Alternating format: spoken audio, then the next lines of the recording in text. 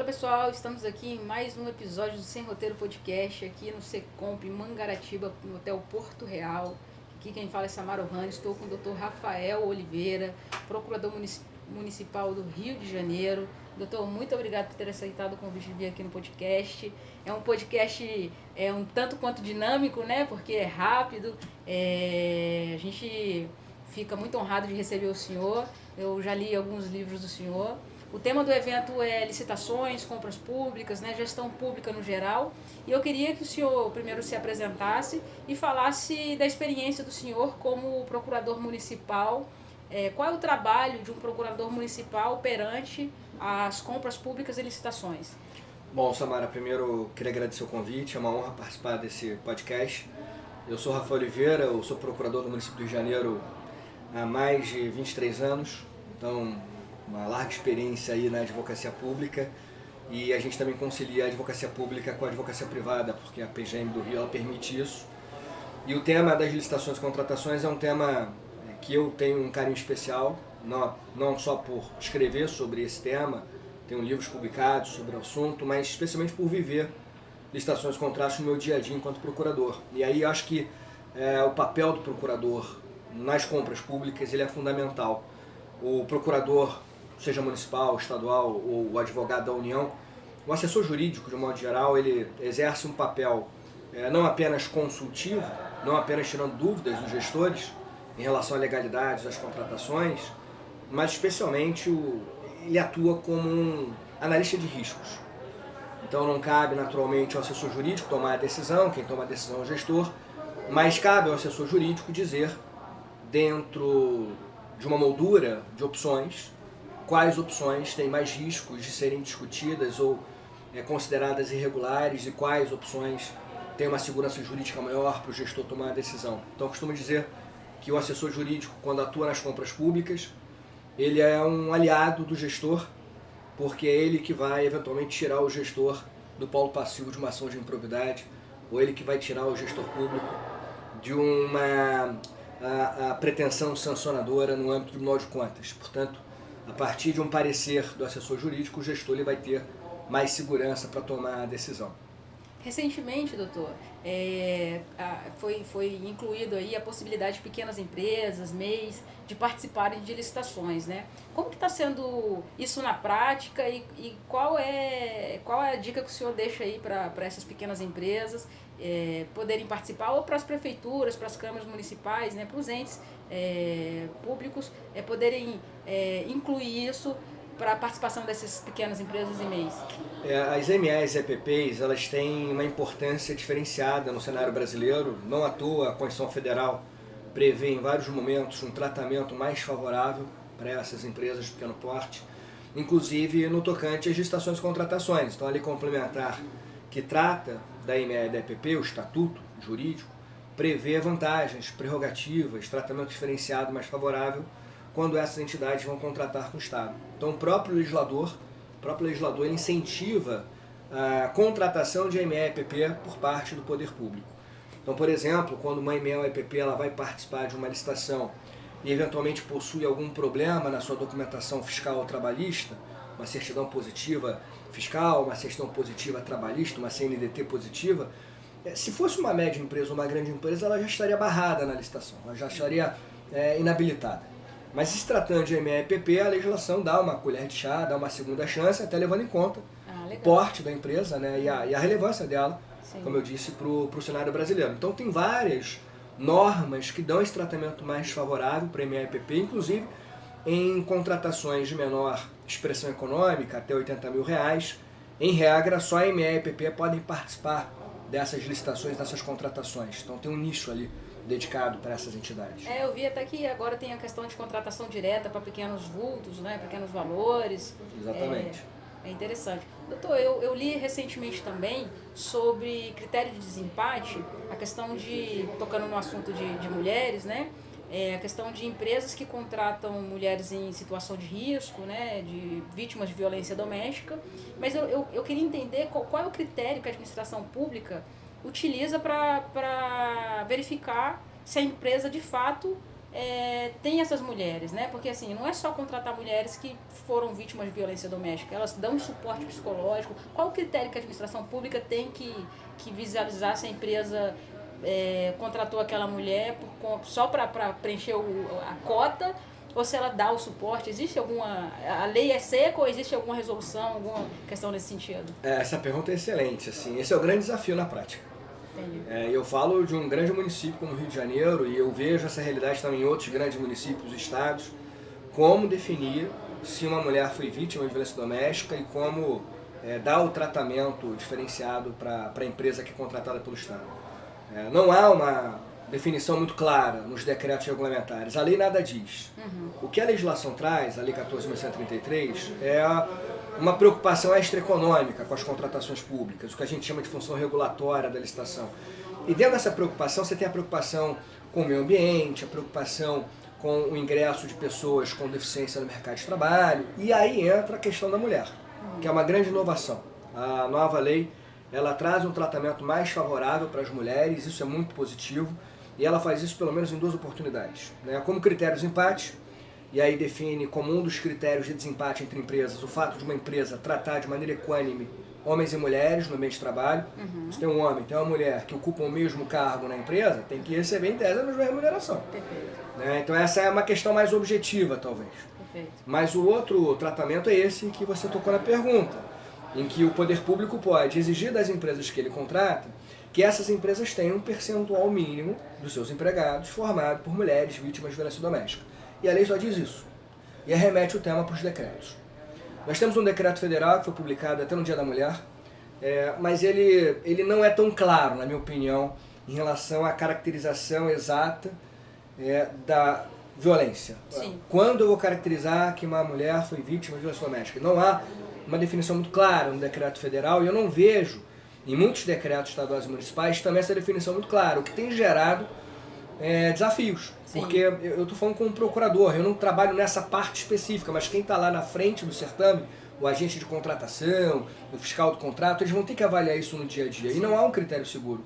Então, por exemplo, basta que a mulher diga que ela foi vítima de violência doméstica?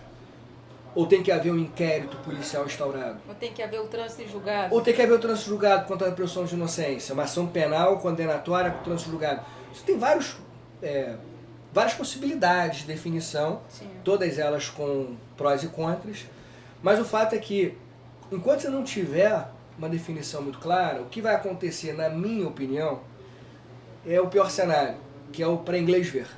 Então, na prática, infelizmente, não é o ideal, mas na prática, muito provavelmente as empresas vão apresentar aquelas autodeclarações, como se faz tradicionalmente para o artigo 7º, inciso 33 da Constituição, que a empresa autoafirma que não tem empregados menores de idade, em condições insalubres, etc. Uma autodeclaração.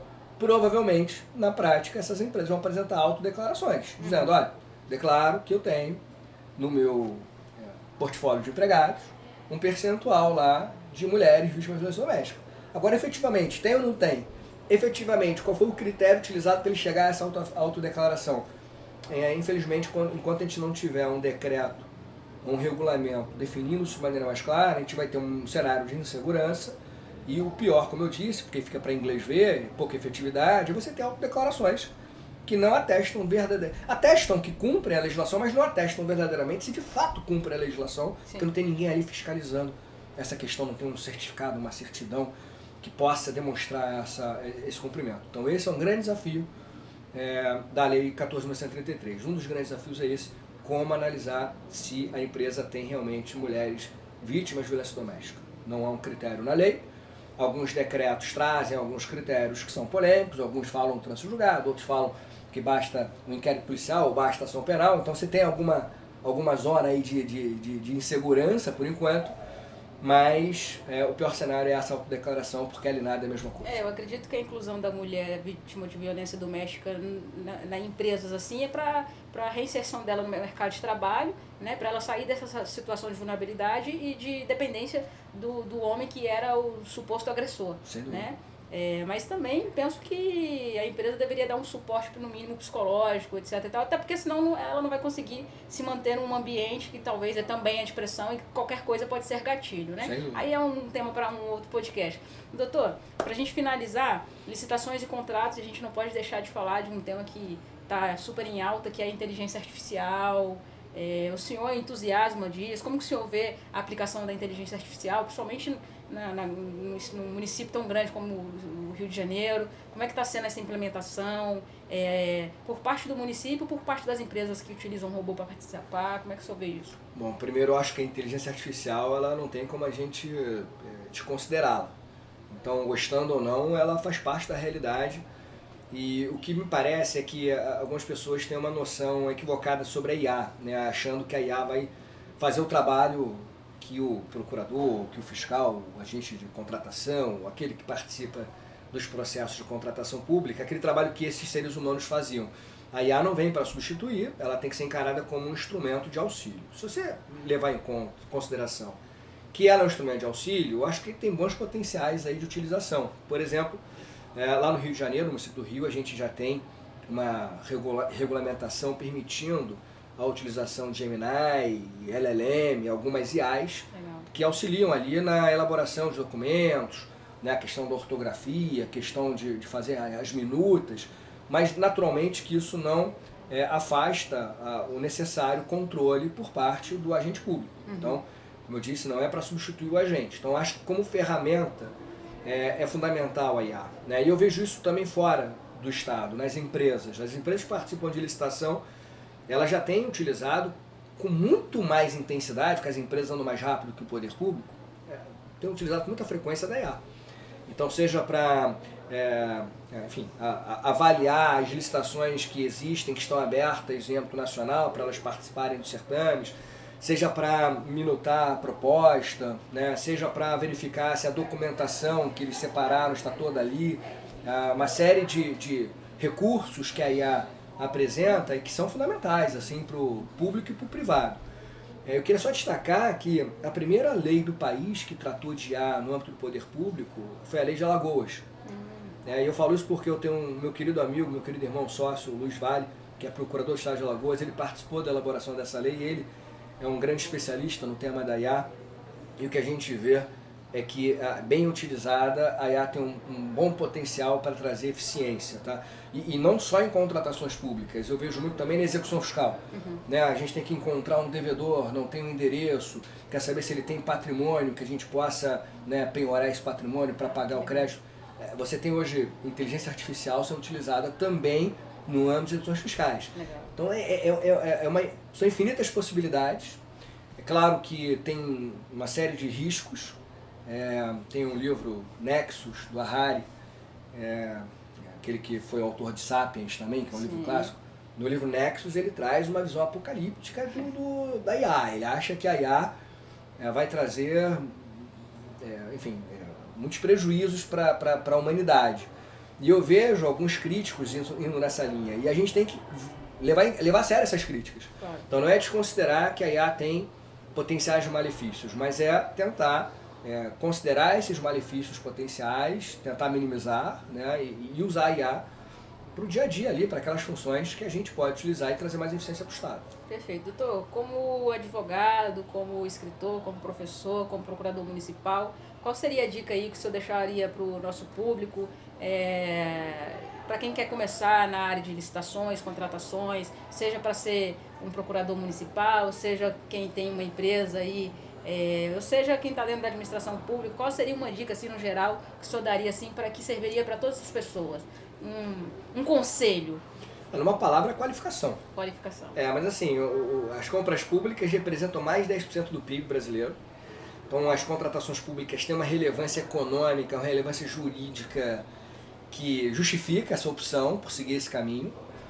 Quem atua no âmbito do poder público eventualmente já vai ser direcionado naturalmente a trabalhar com licitações e contratos, mas o que eu vejo é uma janela de oportunidade para os atores privados, né? Os advogados, os empresários que querem trabalhar com licitações e contratações, querem fornecer para o Estado, querem trabalhar como advogados para as empresas que fornecem ao Estado. tem uma janela imensa de oportunidades. E aí o que eu disse, é qualificação, tanto o empresário quanto o advogado privado. Primeiro eles têm que conhecer o tema. Sim. Né? E aí é estudar mesmo, é ler, estudar, e assim repetidamente. E buscar, enfim, especializações, né? E ir aprofundando mesmo o conhecimento. Acho que sem qualificação não se vai a lugar nenhum. Até para você, por exemplo, no âmbito privado, quando você for utilizar uma inteligência artificial, saber se a IA está alucinando ou não. Porque a IA sabe tudo, né? Pois é, a IA acha que sabe tudo, mas ela alucina. E aí, para você saber se ela está alucinando ou não, você tem que conhecer o tema. Sim. Né? Tem uma passagem curiosa, né, desse meu sócio, que os filhos dele, né, voltaram da escola, tiveram uma aula sobre inteligência artificial e falaram assim, poxa pai, eu não preciso mais estudar, porque agora a IA me diz tudo. Eu boto lá, faço a pergunta para o ChatGPT, para o Gemini, ela me dá a resposta perfeita. Aí ele sentou com os filhos e falou assim, então faz uma pergunta para essa IA sobre um assunto que você não domina. Aí fez a pergunta sobre o assunto que a criança não dominava. Aí veio a resposta. Pronto, pai, eu fiz. Aí o pai pergunta para a criança, e aí, gostou da resposta? Não sei, não sei se está certo ou errado. Pois é, por isso você tem que estudar. Então assim, não tem mistério. É que nem passar em concurso público. Ah, qual é o mistério para passar em concurso? O mistério é sentar na cadeira e estudar. Então não tem nenhum mistério. Estudar, qualificação, e claro, na medida que você vai se qualificando, você vai conhecendo novas pessoas, vai tendo networking, vai entrando nesses congressos como o Secomp e vai conhecendo outras pessoas que trabalham também com licitações de contratos, é uma troca. Sim. Mas na base é a qualificação. Doutor, muito obrigado pela participação. Se você quiser falar onde que vende, encontra o seu livro, editora Grupo... Esse é o Grupo GEM. Grupo GEM. Editora Forense, Atlas, Método. Então esse é um dos meus livros de licitações e contratos. Como eu falei, eu tenho um carinho especial. Basta entrar lá no Grupo GEM, que é o maior grupo editorial de direito do Brasil. Tem a Saraiva hoje lá também, eles compraram a Saraiva também. Enfim, mas tem muitos livros de licitações e contratos no mercado, não apenas o meu. O mais importante é vocês começarem, né? O começar é difícil, sem paralisia, começa a estudar, começa a ler artigos, livros e não para. E como é que faz para as pessoas achar o senhor? O senhor tem rede social, site? Tem rede social, Instagram, LinkedIn, mas no Instagram é mais fácil, coloca lá por extenso, Professor Rafael Oliveira, por extenso. Perfeito. Gente, esse foi mais um Sem Roteiro Podcast aqui no Secomp. Muito obrigado pela atenção. Doutor.